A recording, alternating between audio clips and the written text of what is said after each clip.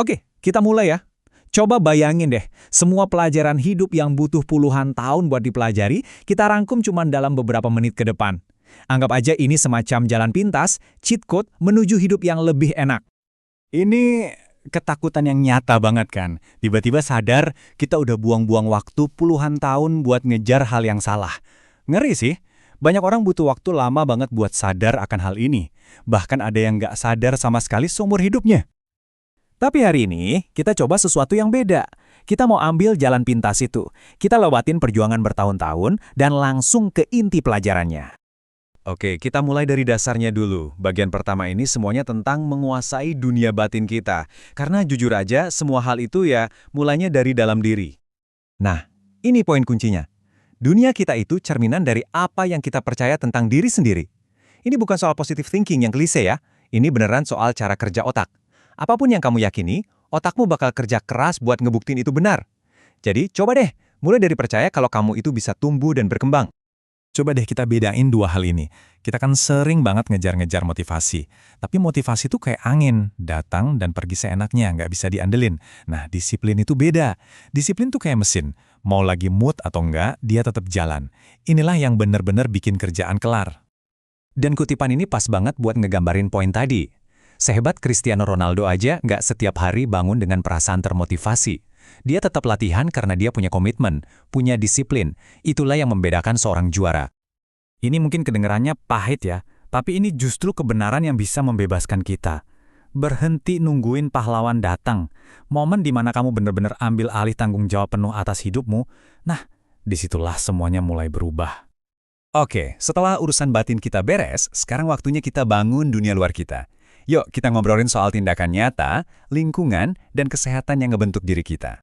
Coba deh, pikirin pertanyaan ini sebentar. Pertanyaan yang simple, tapi dalam. Pasti kamu bakal kasih bensin terbaik, rutin ganti oli, dijaga biar tetap kinclong. Kamu bakal ngerawat mobil itu kayak harta karun yang nggak ternilai kan? Nah, disitulah intinya. Kamu cuma punya satu tubuh. Satu. Dan tubuh ini adalah fondasi dari segalanya. Tanpa kesehatan, semua ambisi, uang, atau kesuksesan itu nggak ada artinya. Jadi rawatlah tubuhmu lebih baik dari mobil manapun. Penting banget buat diingat, sukses itu bukan soal satu lompatan gede. Bukan, sukses itu dibangun dari hal-hal kecil yang kita lakuin tiap hari secara konsisten. Ada dua pilar utamanya di sini, kebiasaan kamu dan orang-orang di sekelilingmu. Dua hal ini yang bakal nentuin kamu jadi siapa nanti. Jadi pilih keduanya hati-hati ya. Sekarang kita masuk ke bagian 3. Soal pola pikir yang kita butuhin buat sukses dan puas dalam jangka panjang. Jangan pernah remehin kekuatan dari langkah-langkah kecil.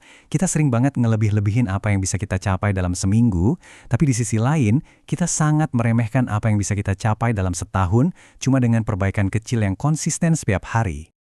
37 kali lebih baik. Serius, itu bukan salah ketik. Itulah kekuatan dari efek bola salju yang bekerja. Tindakan kecil yang kelihatannya sepele hari ini bakal numpuk jadi hasil yang luar biasa kalau kita terus melakukannya. Kita perlu ubah cara kita mandang kegagalan. Gagal itu bukan akhir dari segalanya. Gagal itu cuma umpan balik. Gagal itu bukti kalau kamu lagi mencoba, lagi belajar, dan lagi mendorong batas kemampuanmu. Dan coba kita lihat dari sudut pandang yang lebih luas lagi.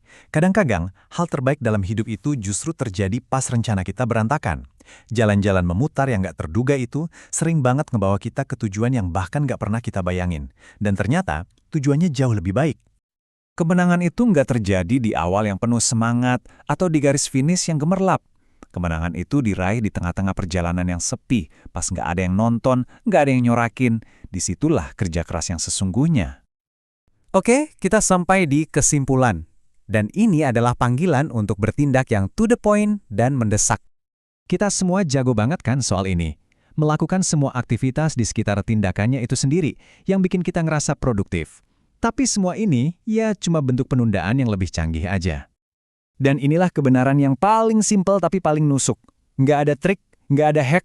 Mau dianalisis sampai pusing, direncanain sampai detil, diobrolin terus-terusan, nggak bakal jadi apa-apa. Satu-satunya yang penting itu ya cuma dikerjain. Udah, itu aja.